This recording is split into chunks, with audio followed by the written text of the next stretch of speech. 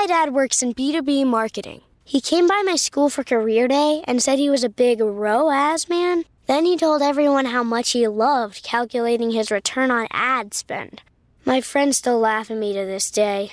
Not everyone gets B2B, but with LinkedIn, you'll be able to reach people who do. Get a $100 credit on your next ad campaign. Go to linkedin.com/results to claim your credit. That's linkedin.com/results. Terms and conditions apply. LinkedIn, the place to be, to be. Lowe's knows how to help make your Super Bowl 59 party a touchdown. Let us help you prep your home to host with top brands like Charbroil, Blackstone, and LG, so you can be the MVP of game day. Plus, use the Lowe's app to find what you need for a seamless shopping run. Or huddle up with our Lowe's Red Vest associates to help make all your game time hosting decisions.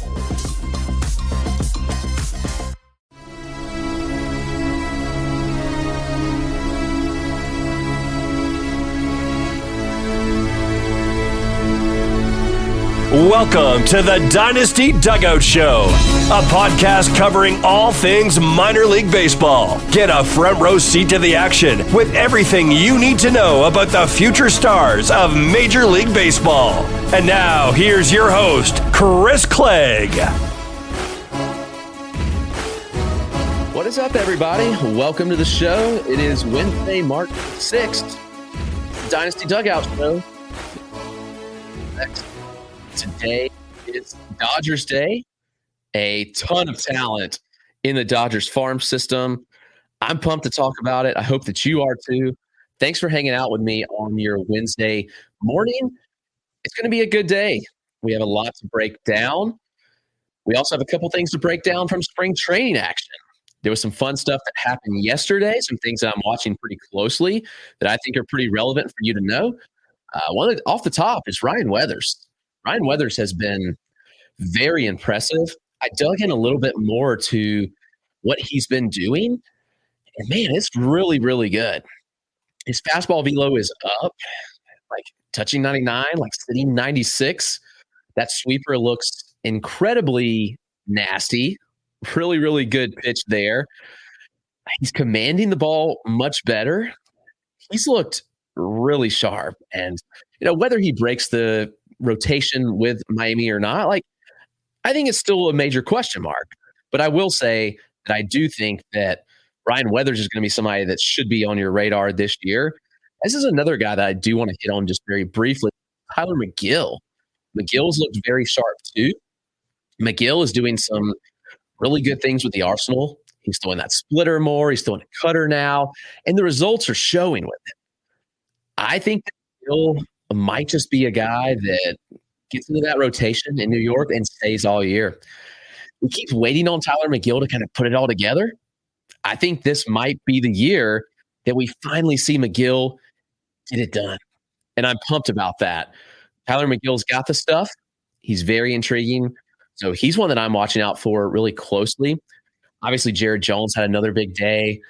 Certainly a chance that he breaks camp in the Pirates rotation. I mean, who's stopping him at this point? There's people that can stop Jared Jones. Maybe Mitch Keller, that's it. But the rest of the rotation, I think it's pretty wide open for Jones. Carter had a big day, 2 home runs and a grand slam, both homers off Logan Gilbert. Jackson Holiday bounced back. I wasn't going to say this, but I saw Jackson Holiday live down at spring training on Sunday. He looked actually pretty lost. He had 7 swinging strikes. He struck out twice in 3 at-bats. He had a little flare out to the foul territory, so he's 0 for 3. It was just a game, so I'm not going to look into that. We know he's a better player than that. But to see a guy rebound like this is substantial. When you see a player that struggles, they get the day off on Monday, they come back on Tuesday, and they look like a completely different player, like the player we all know that Jackson Holiday can be. I'd say that's pretty substantial. He had a big game yesterday, homer shy of the cycle, 3 exit velocities north of 102.3. I thought that was huge as well. Double left the bat at 104.4. If you're questioning the power on Jackson Holiday, just know this. He had a 91 mile an hour average exit velocity last year. There's nothing to be worried about with the power. It's going to come. He's a young kid growing into himself. I'm very excited about Jackson Holiday, and that bounce back yesterday was was huge. And that speaks a lot of his character, in my opinion. Graham Pauley continues to hit well. He had a 106.2 mile an hour exit velocity yesterday. He had 2 hits. I think that he's certainly pushing a chance to crack the Padres lineup pretty quickly. Jackson Churio, 3 for 3, 2 doubles. Big day for him.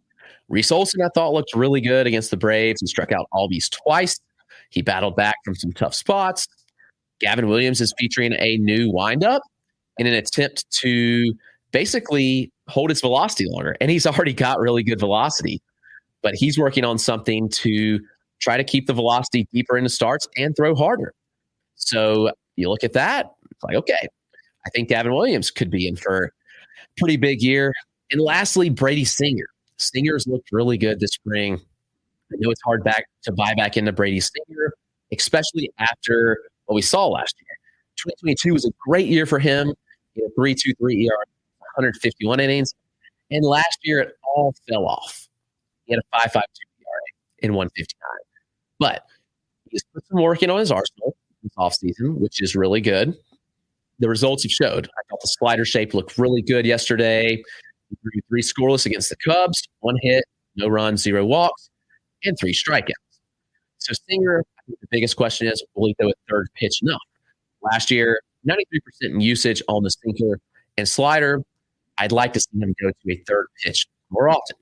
But I covered a ton of this, plus a lot more in the Dynasty Digest. You can read that on the site, dynastydugout.com. Everything you need to know every day from the action in the previous day. So I hope that you'll check that out. But we're here to talk Dodgers prospects. This is an insanely loaded farm system. So we're going to have to get through these guys rather quick. But, man, I am pumped about this one. This is probably my favorite farm system in baseball. It doesn't have the high-end talent, but it's deep. Top to bottom, just loaded with talent. Let's get to it. Let's break it down. Starting at the top, I have Yoendry Vargas as my top prospect for Dynasty. I know he's not going to be the top prospect for real-life purposes yet because he's only played in the DL. But this guy has fantasy superstar upside. You look at the profile with Yoendry Vargas, and I see a star player. He's got an elite frame at 6'4", 175 that he's already beginning to fill out. He's got great athleticism. He hits for power. He's stealing bases. And I know we don't want to put a lot of stock in the DSL performance, but when you look at a guy like this, that's it. Like you see a ball player and you see someone that has the potential, I think, to be a top 10 prospect by the end of 2024. Last year, he slashed 328, 423, 529, 20 extra base hits, and 19 stolen bases in the DSL, and 208 plate appearances. Really, really good stuff. He shows really strong plate discipline. He makes a lot of contact. He had one of the lower chase rates in the DSL. He walked 30 times. He struck out 31 times. This is a player that I just believe taps into a lot more power as he grows, as he continues to fill out this frame. This dude might be someone special. And I'm kind of banking on that. When you look at Yoendry Vargas, I'm in. I'm really excited about the potential of this guy and what he can do. And I think that you should be too. So I'm looking at Vargas and saying, this guy could be a 25 homer bat, maybe even more. He could steal 10 bases regularly as a pro. And that's even like factoring in some slowing down a bit. I mean, posted a 149 WRC plus last year. This is the type of player that I think skips the complex. I would not be shocked if he skipped the complex and kind of went the Josue De Paula route that the Dodgers did, send him straight to single A. And, you know, it's possible with the complex league starting earlier that he does start there, but I also wouldn't be surprised if he starts in single A. Regardless, I think that Yoendry Vargas is someone that you should be investing in everywhere. As is this next guy, Josue De Paula, who, interestingly enough, like it feels like people were down on after his year as a young 18-year-old. He actually, one of the youngest players in full season ball next to Ethan Sax. He skipped the complex. He went to single A, and he performed. I mean, I have a hard time looking at the performance and saying, like, it wasn't good. Like, Josue De Paula was a disappointment. I mean, he slashed 280, 396, 372. Okay, the power wasn't there, but he had 19 extra base hits and 2 home runs. I understand that you want to see more power out of this profile. But from July forward, he slashed 306, 427, 397. He won as much as he struck out. I still want more pop, but if you saw the other day, he got his first major league spring training at bat.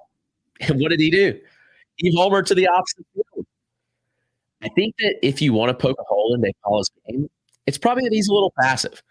His swing rate was really low. He doesn't chase, which is awesome, but the swing rate was just a tad low. And ultimately, I think that could have hurt him just a bit.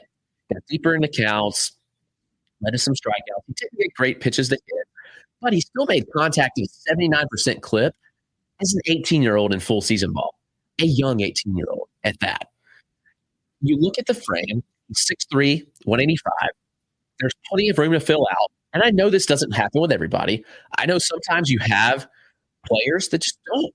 You look at these young frames and you think, well, this guy will fill out and add power. And sometimes. But I really believe in the Dodgers' development. I really believe in their ability to condition this guy. The Dodgers do everything exceptionally well. And I believe De Paula is going to get on the right routine. He's going to fill out. He's going to add weight. He's going to add power to what is already a great profile. When you look at power, it's going to come. He's got some. He's a decent runner. I think he slows down, but ultimately, the question mark is his glove. I think everybody wants to poke a hole and look and say, "Oh, the fielding percentage was terrible." It wasn't a lot of attempts in right field. I've watched the film, and I think the defense is actually good. I won't say I think it's average, maybe a tick below average, but I think De Paula is serviceable enough.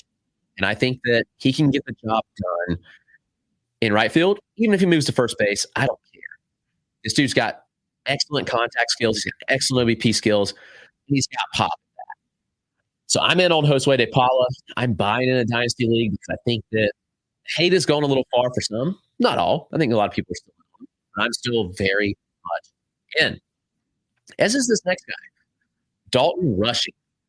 Rushing was an interesting player because he spent 2 years, his first 2 years of college at Louisville, behind Henry Davis. His junior year of college, he broke out in a massive way. He had 23 homers. He slapped 310, 470, 686. And he was a second-round selection. He had an excellent debut in 2022. He was the best performer of any draftee in that year. He hit 402, 522, 740. He had 8 home runs in 30 games. He had big exit velocities, low chase rates. And then last year, he didn't really perform like we thought. I'm not worried about him at all because you look at the underlying data, it's really good. The power still comes really easily. He had a 105 mile an hour 90th percentile. I think the power's plus here. He hit plenty of balls over 110. He chased at just 15% of pitches out of his zone, which is elite, like chase rates. So we're talking about plate discipline that is really, really good here with Dalton Rushing. I think he's going to be an elite OBP asset. He also makes good contact. I mean, he had 75% contact rate last year, which is a much better indicator of the kind of hitter he is versus a 228 batting average. I don't think that's a good indication of who Dalton Rushing is as a hitter, but the contact shows a little bit better. I don't think he's going to hit 300. No, but I think he's going to hit 270. I think he's going to give you a 400 OBP pretty regularly. I think he's going to get to big power. I think we see Rushing at some point this year. The question is where? There's not a great fit for him. I mean, the reality is that he's blocked. A lot of prospects are blocked in the system. Will Smith's at catcher, Freddie Freeman at first base. Those are the natural positions Rushing can play. We'll see how it all plays out, but Dalton Rushing is going to be a really good hitter, wherever he is. Whether it's in LA, whether it's somewhere else, I firmly believe in Dalton Rushing. Let's talk about River Ryan. River Ryan has soared up boards this offseason. He has gotten a ton of attention, and rightfully so. He's a little older for a prospect, but let's look at the kind of profile that he is, and I think it kind of explains it a little bit. He began his career at Division II Pembroke, which is not far from me. He was a two-way player. He was primarily a reliever and a middle infielder. And what he did make in college, he threw 141 pitches. Bulldog mentality. Their athletic director actually told him that he refused to come out of that game. Like, they tried to take him out. He refused. He threw a complete game, 9 innings, 141 pitches. And he was not willing to come out. He wanted to finish that game. And they got the win. Padres draft him 11th round. They actually draft him as a hitter. He's strictly DH. Rookie ball. He's traded to the Dodgers. Everything changed. The Dodgers took the bat out of his hand. They saw the potential on the mound, and they began to work on that development. So we're looking at a year and a half, 2 years of development in the Dodgers org of pitching, basically. In 2022, he had a really successful year, I'd say, pitching. And then in 2023, he tossed 104 innings, a 3.8 ERA in Double and AAA, 110 strikeouts to 46 walks. I probably wouldn't put a ton of stock in just the strict performance because I think River Ryan is much better than the ERA suggests. Fastball, mid-90s, 15 inches of IVB, 8 inches of running action. So it's not a high-riding fastball, but it's kind of a deceptive fastball, I say. It plays up because he gets really good extension on this frame. It's a very athletic frame, athletic delivery. The extension plays well, and the fastball plays up past the mid-90s, in my opinion. The slider gets a long sweep, at 15 inches pretty regularly, which is a big sweeper, and sits in the upper 80s. He throws a changeup, throws a curveball. I look at this arsenal, and I think the Dodgers did something here. They did their thing. They found a guy with potential stuff, and they converted him. I mean, I look at River Ryan, and I think that it's completely justified that he is moving up boards so significantly this offseason. I can look at the age. You can ding him for that. But he was later in the game becoming a pitcher.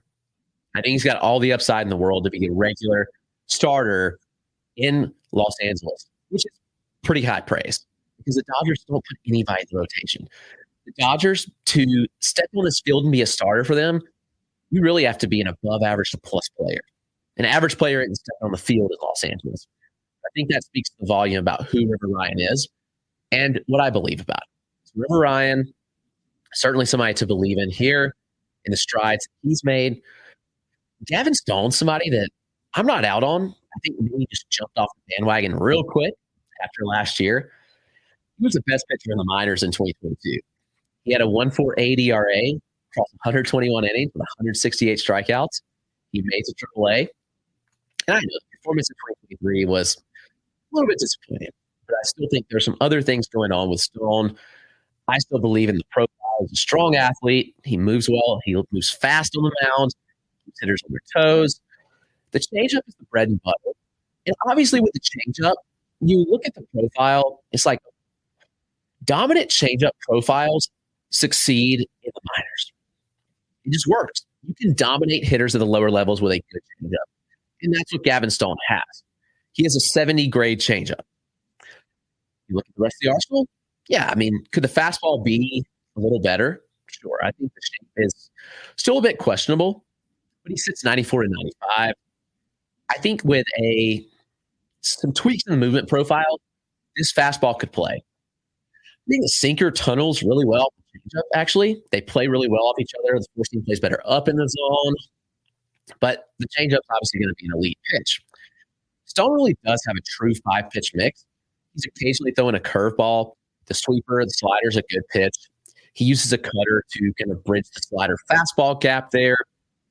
And I do just really believe in Gavin Stone still. He's a high floor arm. He's made his major league debut. He's gotten beaten up some majors, which I think is good because I always believe that adversity introduces a player to themselves. A lot of these guys have never been challenged at any point of their life. These players that play at this caliber have dominated high school. They've dominated college. They've dominated the minors. So for Stone, I think it was a good challenge for him. He knows now what to work on. Many arms struggle in their pro day or the MLB debut. I'm confident that he will bounce back. That's another pitcher I like. Let's talk about Eduardo Quintero, who was with Yoendry Vargas in the DSL this year. He originally signed as a catcher, $300K bonus, but strictly played outfield in the DSL. This guy is an elite athlete. He moves really well. He had a very solid performance in the DSL, 359, 472, 618 slash with 5 home runs, 27 extra base hits in 49 games. He was one of the top performers in the entire DSL last year, and he stole 22 bases in 20 attempts. He showed good feel for contact, struck out to 16% of the time, while walking 15%. So nearly identical strikeout to walk rates. And while we do want to be careful with DSL data, I will say you can argue that he's above average hitter contact skills, even with the DSL factor in. I think that you see this guy growing a little more, adding a little more to his frame. I think it's reasonable to think he can be a 20 home run bat at peak. I think he's still 30 bases at peak. Like, this is the kind of athlete that we are talking about with Eduardo Quintero. Just a really special athlete. The abilities looked really good in center. I think he's going to stick there. Maybe this is a guy that has 5 tools. I say that pretty lightly. I don't throw that around often. But if the power does develop, this guy could be special. We'll know a lot more about him. He'll be stateside. He'll be in the complex. Maybe even get some time in single A Rancho Cucamonga. But I really believe that Eduardo Quintero is a guy that could take off. And I am very, very excited about. So keep an eye on him. I think he's one to watch very, very closely. This is this next guy, Andy Pages. I think Pages spends a significant portion of the year in Los Angeles. I had wrongly faded him last season, just more based on the fact that it was like the out of sight, out of mind thing, because he missed most of the year with a torn labrum. He hit well in his 34 games, 277, 425, 482, 3 home runs in 34 games. But then just after the promotion to AAA, torn labrum sucked. But torn labrums are scary. But Andy Pages has bounced back this spring, and it hasn't looked like he's missed a beat. The power is there.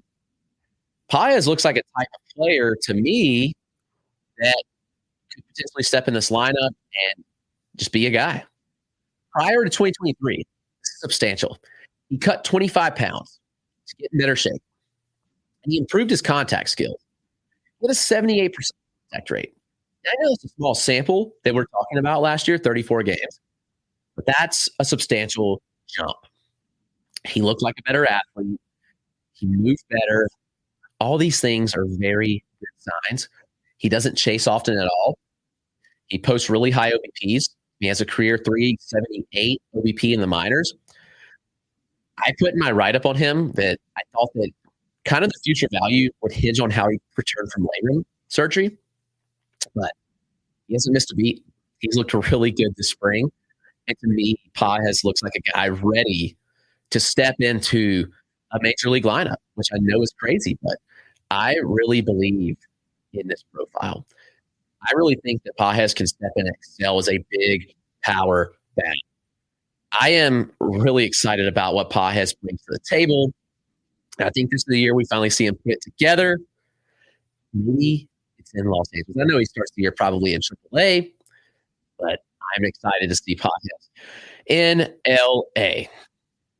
Nick Frosto, he's going to fall down my board a little bit. Unfortunately, he had TJ. He's going to be sidelined for most and all of 2024, actually. So that's obviously a concern. Actually, I'm sorry. He needed TJ in 2022. And then he had an issue this year. I think may have had TJ again. I was just questioning myself as I looked at the write-up. He had labrum surgery, which obviously not so great for a pitcher, but you got to have TJ and labrum. I had kind of come around a lot on Nick Frosto, being a guy that I thought could step in this rotation and do some damage. Maybe if you pitch in the bullpen, it plays up even more, but it'll be wait and see now for Frasso, as we now have seen him have TJ in 2022 and now labrum surgery last offseason. So he is a wait and see mode. This guy is not. Kyle Hurt. Hurt is ready to pitch in this rotation. Maybe he pitches in the bullpen. Maybe he pitches as a closer. I think Kyle Hurt can fit any of these molds. I thought the Dodgers did exceptionally well to get him in that deal that they got with Dylan Floro in that trade. The Marlins drafted him in the 5th round. They traded him, and Hurt just excelled in Los Angeles. He put things together in 2022. He had I think he had the highest strikeout rate of any minor leaguer last year. 152 strikeouts in 92 innings with a 3.91 ERA. His fastball sits 95 regularly, and it's even touching higher than that. Good life, a really low vertical approach angle. He generates a lot of whiffs with his pitch. Changeup, best pitch in the arsenal, upper 80s. Good IVB separation from the fastball, and like 10 plus inches of fading action regularly. Hurt also throws a slider in the upper 80s with a good bit of horizontal movement, 10 plus inches, and he throws a curveball sitting in around 80 miles an hour with a lot of downward action. Break. He threw more strikes last year, which was the question mark. He set around league average from a strike throwing percentage, 63% right around league average. He also had a 36% CSW, elite, 39% strikeout rate, elite. I mean, you look at this profile, I think that Kyle Hurt is a hard worker. I think he's going to develop into somebody that is very useful for the Dodgers as soon as this year. We saw him debut. I mean, I think he can fit multiple roles for the Dodgers. So Kyle Hurt is one that I'm excited about. The potential here, what he can bring to the table. I think that you see Hurt provide very useful innings for the Dodgers this year. And so another pitcher I want to hit on who they traded for this offseason is Jackson Ferris. I saw Ferris earlier last year. He's one that is pretty interesting profile.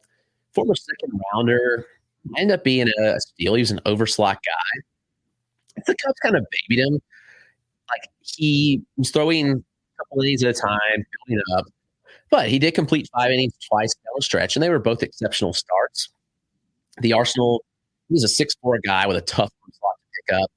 93 to 95 fastball. Pretty deceptive as well. He throws a good curveball in the mid-70s. Slider was a newer pitch that he debuted. Good sweeper. I think you profile and you say, all right, the biggest question mark with Ferris that's keeping it from being a high-end pitching prospect is simply this. It's the command and the strike throwing ability. He will need to throw more strikes. And you look at the profile, everything looks really good. It checks a lot of boxes. But his strike percent was sub 60% last year, which is questionable, and he had a 14% walk rate. Stuff is good. Command control will need to improve for Ferris to be a viable starter. But in the Dodgers organization, I 100% believe that this is something that can take place and happen. We see the Dodgers develop pitchers like no other. There's no reason to think that this cannot happen here with Jackson Ferris, who was a great buy for them, in my opinion. Maybe a trade for somebody they didn't have room for on their roster, and they got talented guys in the farm system. We'll talk about the other guy pretty soon. But let's keep going down the list here. Talk about a couple of more names. Peyton Martin is an extremely exciting arm. I know Peyton Martin has gotten a lot of love.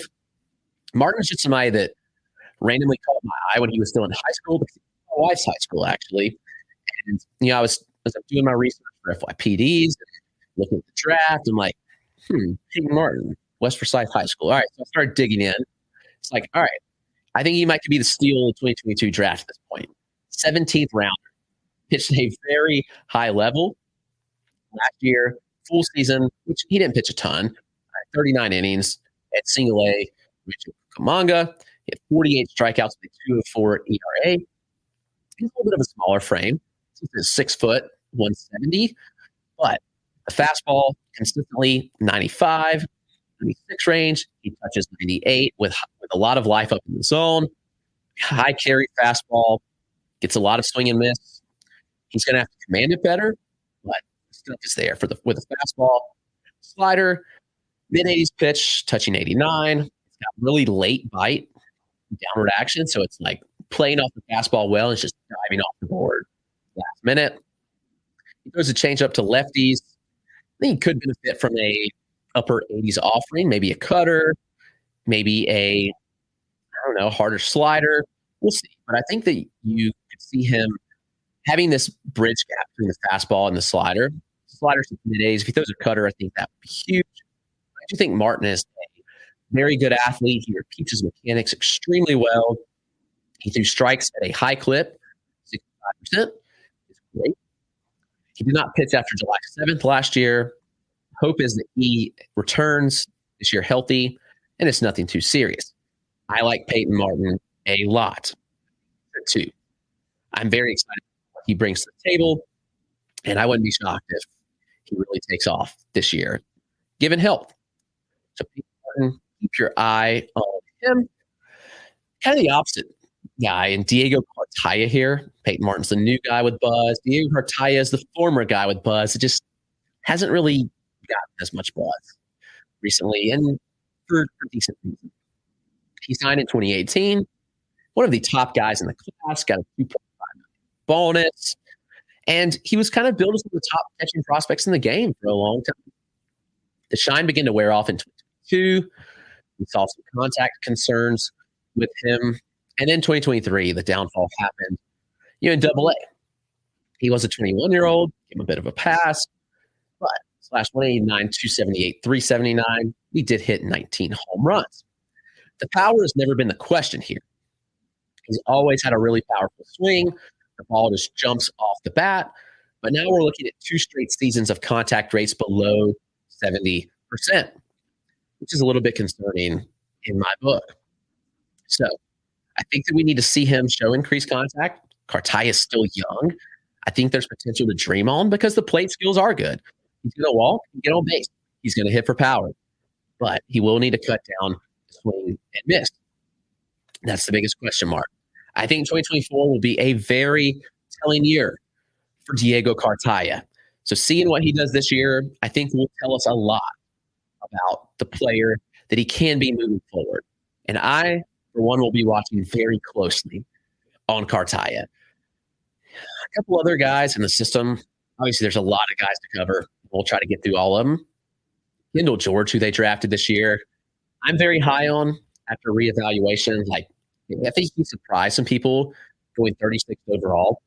He was the guy that they were targeting in the second round, but they didn't make it to their pick in the second round.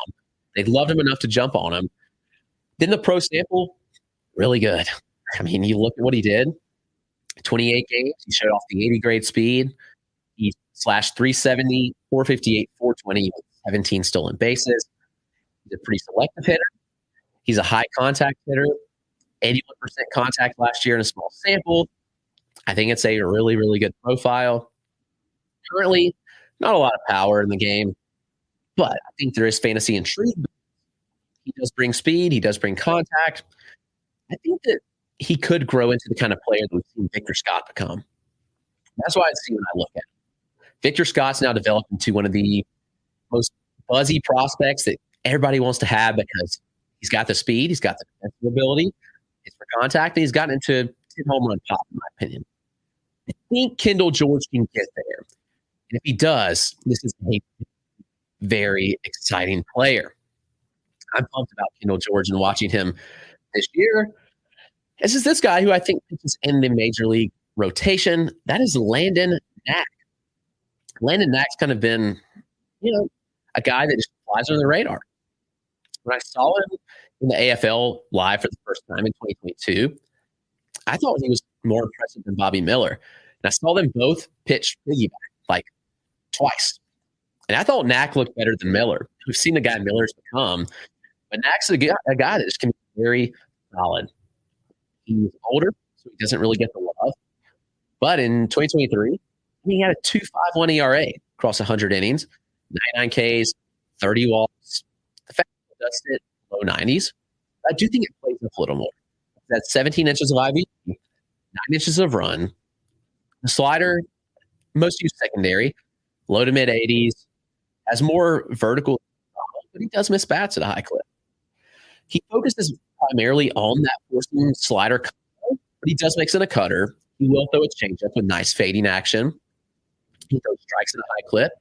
So Landon Knack might just be a really sneaky arm in this org who never really gets the love that he deserves, but just comes up and pitches.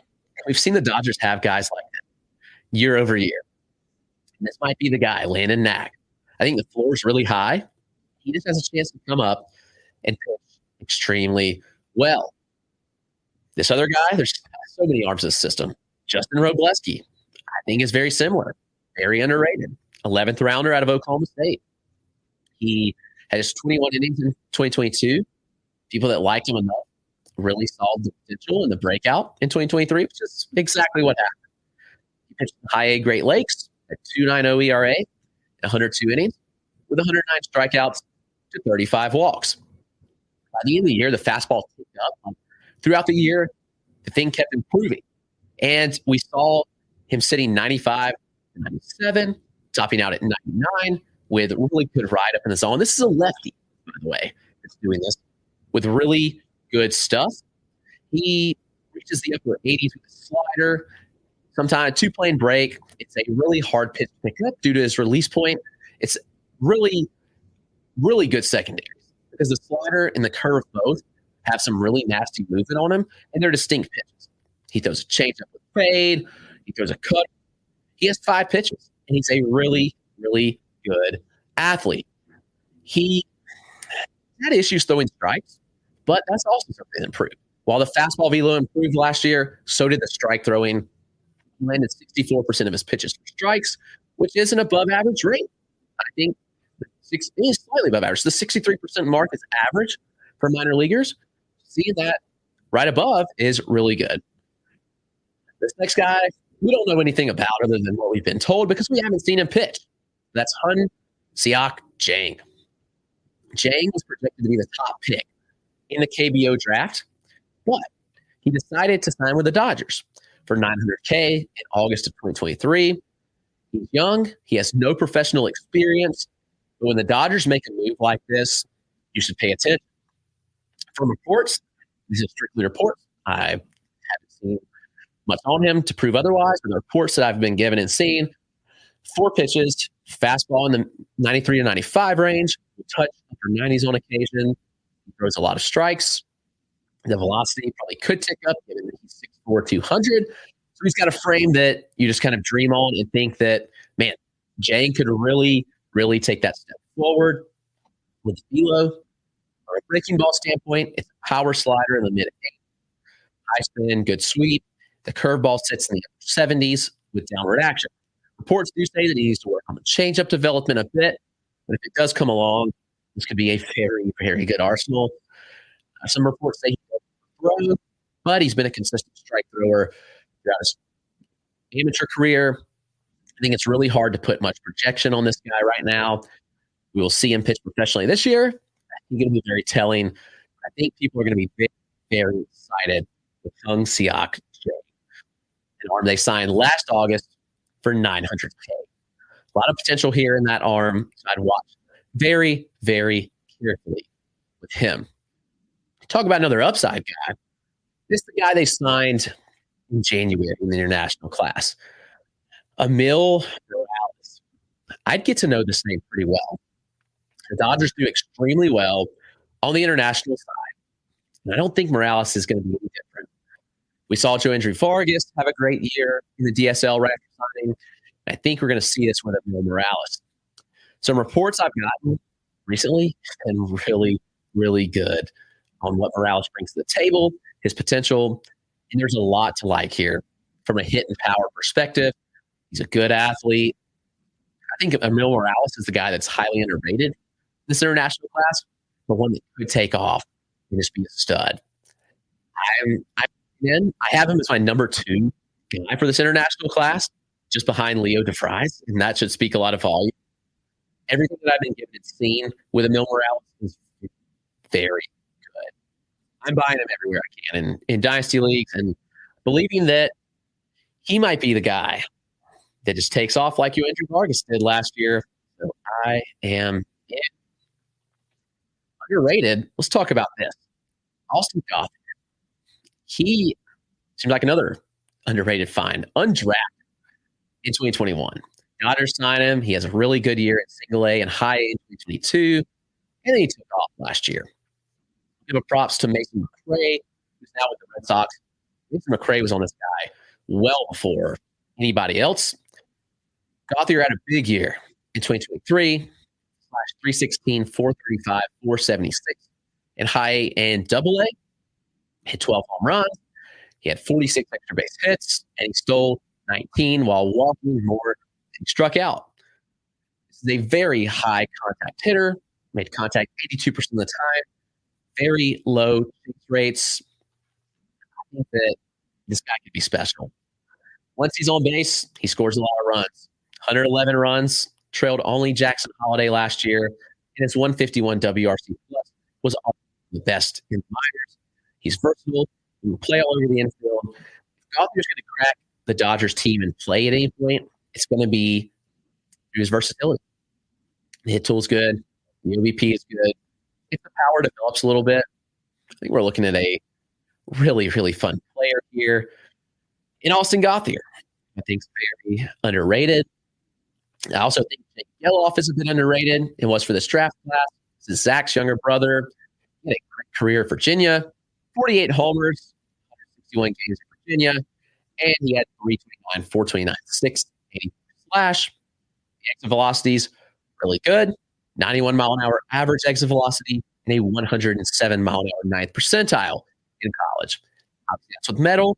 Those will regress a bit, but still very good power in this profile. Good discipline. Didn't chase a ton out of the zone. The overall contact rates, were a bit questionable. 76%, and they ticked down to 70% in pro ball last year. So that's something to keep an eye on with Jake Geloff. I do like the profile. I do believe that he is a bit undervalued. The Dodgers did really well at this pick, getting Geloff. So keep an eye. I think he can move pretty fast through this system. Ronan Kopp, massive human being. 6'7", 250, just a hulking presence on the mound. Massive extension, high 90s fastball, plays up even more due to that extension. He had tossed 72 innings in 2023, and he had a sub-3 ERA. He had 107 strikeouts, just 50 walks. The concern is those walks. That's the biggest concern in the profile is the strike zone. Everything looks really good, but when you're walking near 17% of hitters and throwing strikes at a 58% clip, I think there might be some serious bullpen risk here. Saw him in the AFL. I am intrigued by the stuff, but I'd be very intrigued if he would throw a bit more strikes.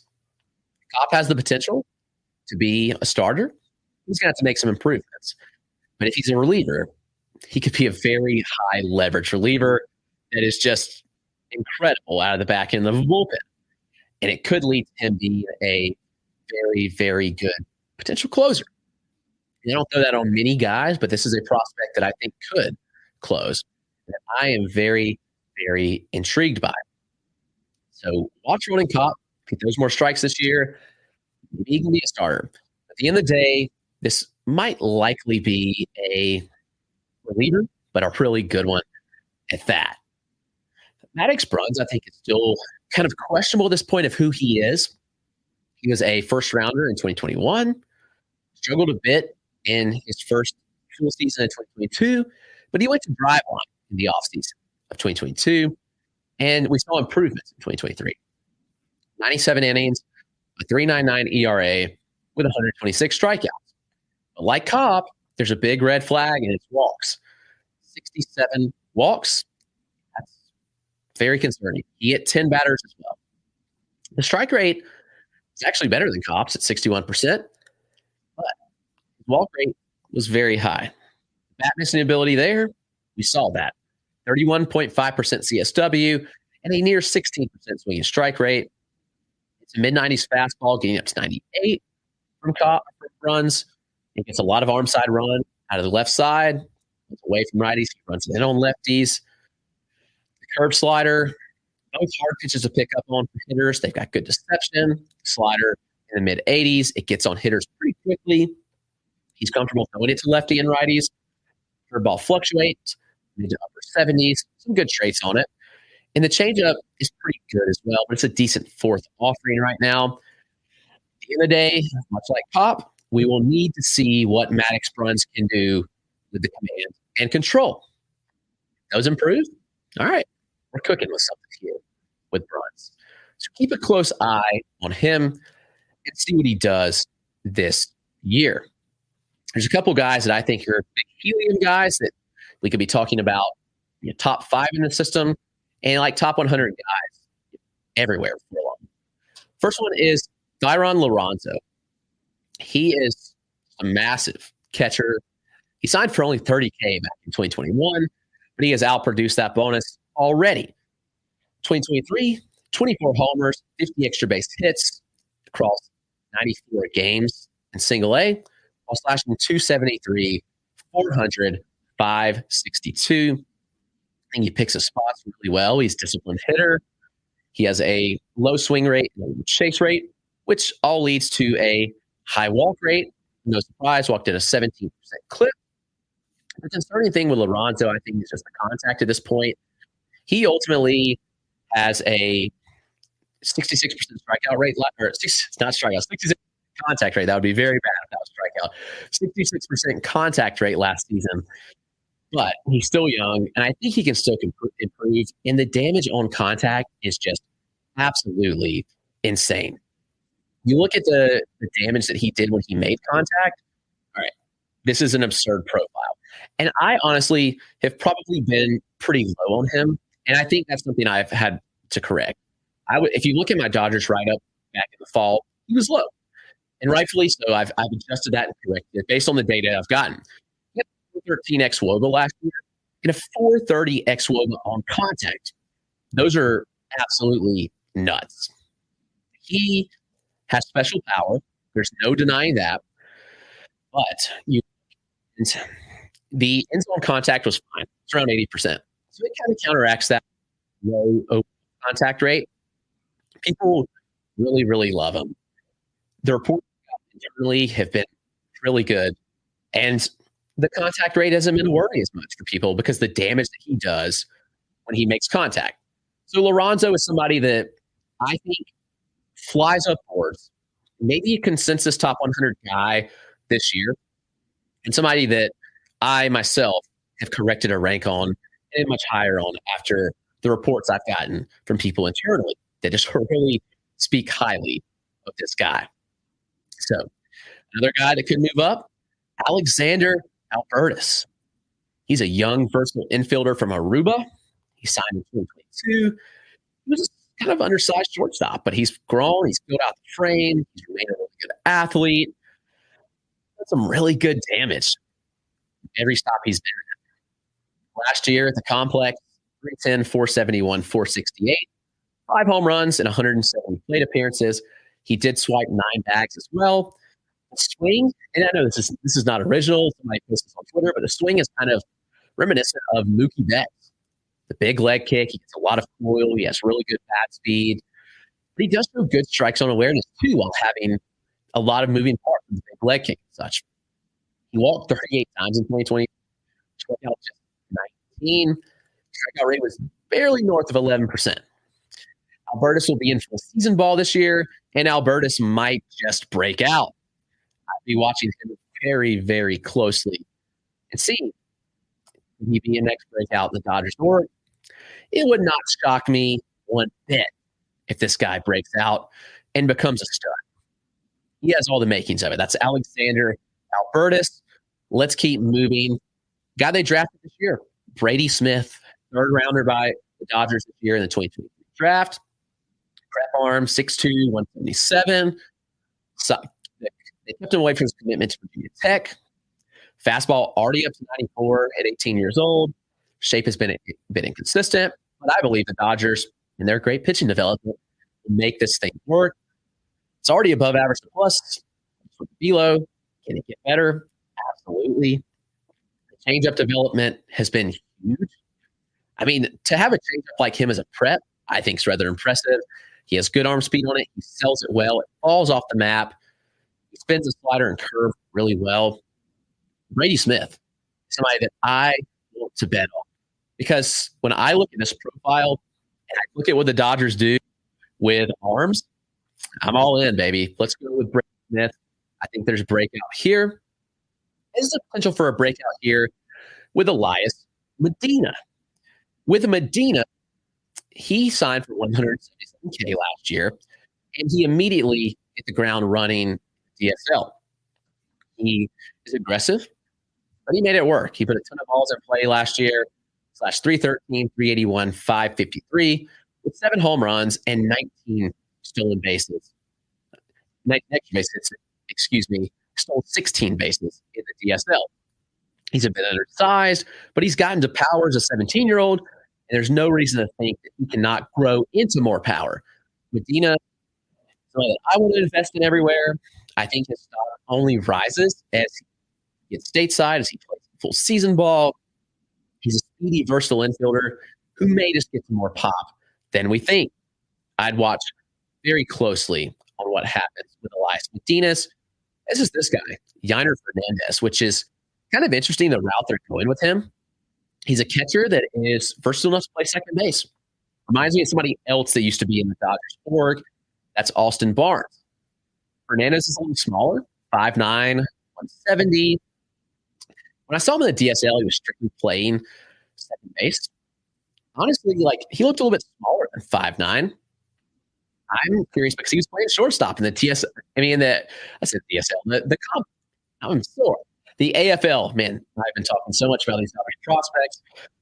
The AFL, I did not go to the DSL and see him. I saw him in the AFL. But I thought he did some good things. He posted high walk rates. He has good contact rates. 2023, he walked 11% of the time, struck out 10%, contact rate north of 80%. And he had 6 home runs and 23 extra base hits. In general, what I saw with Fernandez is he's kind of just hitting the ball where it's pitched. He's not trying to do too much. He's making contact. He's getting on base. I think he may have more of a real-life appeal than a dynasty appeal. But I think that the versatility here for the Dodgers is something to keep an eye on. It's something that they like, ultimately. And I don't know. I look at Fernandez and say, all right, this is the kind of mold that they want and that they can develop. The crazy thing is the Dodgers are so stacked that we've talked about 25 names. I still have 25 more I want to talk about. But we're running out of time. Quick hit on a couple of guys. Zaire Hope, who they received this offseason in the trade with Jackson Ferris from Michael Busch. Somebody that I want to talk about. Two-way guy. I don't think he pitches, but he's got a really good bat. He's a great athlete with big speed and power potential as well. I love the potential with Zaire Hope to really move upwards. The athleticism is off the charts here. Very, very good profile. I want to bet on this all day long, and I think the Dodgers do too, which is why they traded. You look at this profile, and this is the kind of guy they just mold and develop into a star. So, Zaire Hope, a name to know and a name to keep an eye on. Other names to keep an eye on in the system. You look at Samuel Munoz, outfielder, big 6'3" frame, a lot of projection, a good swing from the left side. He hasn't shown as much over the fence power as we thought he would, or at least I thought he would. But that could still be coming. He's still young, 19. With the power, potential, he gets the ball to all fields well. Munoz could be a breakout this year, as is Oswaldo Osorio, 18-year-old infielder, signed in 2022. He had a really strong display in the DSL in 2022 and in the complex in 2023. He's already outgrown and grown past the listed 6'1" height, selective play discipline, high walk rates, high OBPs, with some pop too. Oswaldo Osorio, I'm going to keep an eye on there. One of my favorite pitchers I saw in the Arizona Fall League, Ben Casparius, insanely nasty. I know he was a mixed bag of results last year. He's got really good stuff. He made hitters look foolish and he's one that they could develop. Neuroshindrick Martinez, if I'm saying the first name right. Martinez is another guy that's just looks like he's got the stuff to succeed and be a potential big leaguer one day. One to watch out for this year, especially as a young guy. He's 19 right now, athletic. Watch out for him. Gerald Perez, a shortstop in the system, another 19-year-old. They're chock full of young talent. As you've kind of seen the theme, the Dodgers do really well drafting, and they really knock it out of the park on the international side. So they have a ton of guys that you just look at and think, man, I think this guy might be something. Gerald Perez is one to watch there. So many names. Jose Ramos, I know, is kind of a little bit older, and some shine may have been worn off of him. He's interesting because he does strike out a lot, but he does have pop. Contact rates are very concerning with Ramos. He's a hyper-aggressive hitter with a lot of tools to dream on, but he will need to make more contact to make the profile work. Other names that I like, a couple of guys that they drafted this year, from Dylan Campbell, Brian Gonzalez. I like Roel a lot. Peter Quebec, somebody to still keep an eye on. Damon Keith hit one of the biggest home runs I've ever seen in the AFL. Keith has got a really good tool set. And I know, like, Keith needs to make more contact. This kind of reminds me of the profiles that they have kind of been on in the past and have worked, like a James Alvin. Like, Alvin makes a little more contact and is a little more disciplined, but Damon Keith, all the tools in the world there from a power standpoint. This system, absolutely loaded. We could probably talk 3 hours about this system because it is just so full of talent. The Dodgers, there's a reason that they excel year over year. One is because they have money to spend at the MLB level. 2, because they've invested money very well on the scouting and development side. 3, because of that, they've drafted extremely well. They have hit the international market and done extremely well. And lastly, because this is the most desirable org to play in because of the things behind the scenes. The things that you don't see every day. The Dodgers, their player development is stellar, not only on the field, but off the field. They're very regimented in the meals the players eat. They have these guys on very good workout plans.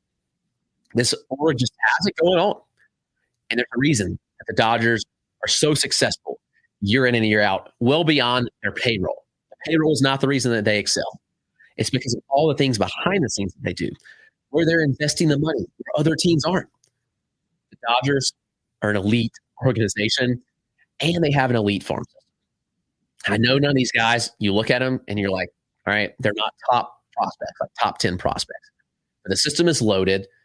They find gems and develop gems every year, and they can afford to trade away players like this offseason, like Michael Busch. They trade Michael Busch, who's blocked in their org, and they get 2 high upside guys. They think they could develop into something even better than Michael Busch. You look, and there's one more name I want to hit on, which they did trade for Trey Sweeney. They were able to trade other guys like Yorbit Vivas in that deal. Vivas is a guy that they needed to add to the 40. All right, we'll just trade him. You get a Trey Sweeney type, who I really like a lot, and we'll talk about him just briefly before I get out of here.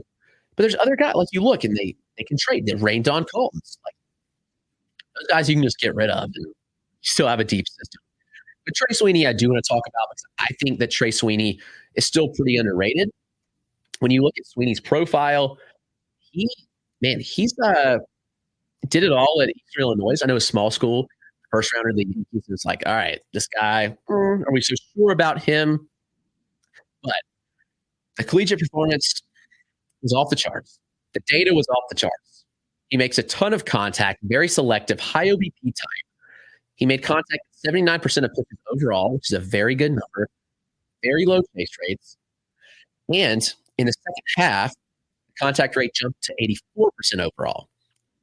I would say an 84% zone contact. That was 84% overall. And he had a 286 batting average. You look at the rest of the profile. The power hasn't really come around like we thought, but he had really good college exit velocities. He hit 16 home runs in 2022 and 13 in 2023. I still believe the potential is there to tap into more power, but he has good stolen base instincts. He's a solid runner. he may slow down with time if he continues to fill out the frame. And the interesting thing is that, he's played good shortstop. We thought he was a second baseman.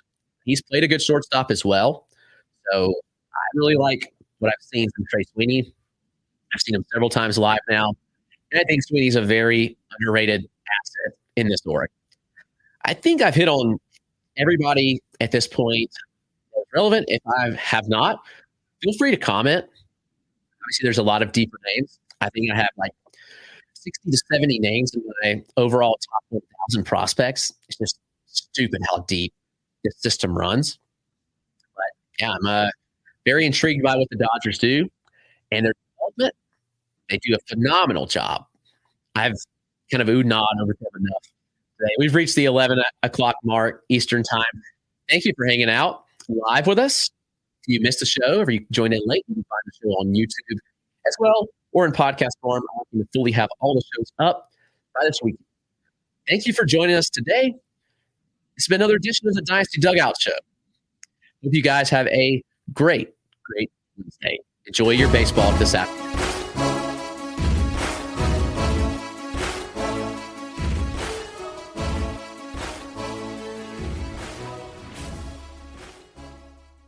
If you're running a retail business, don't let disorganized order fulfillment cause chaos. Use ShipStation instead.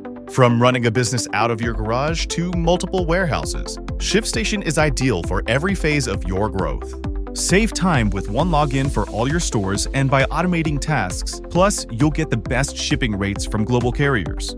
Calm the chaos with the shipping software that delivers. Start a free trial at shipstation.com/audio. That's shipstation.com/audio.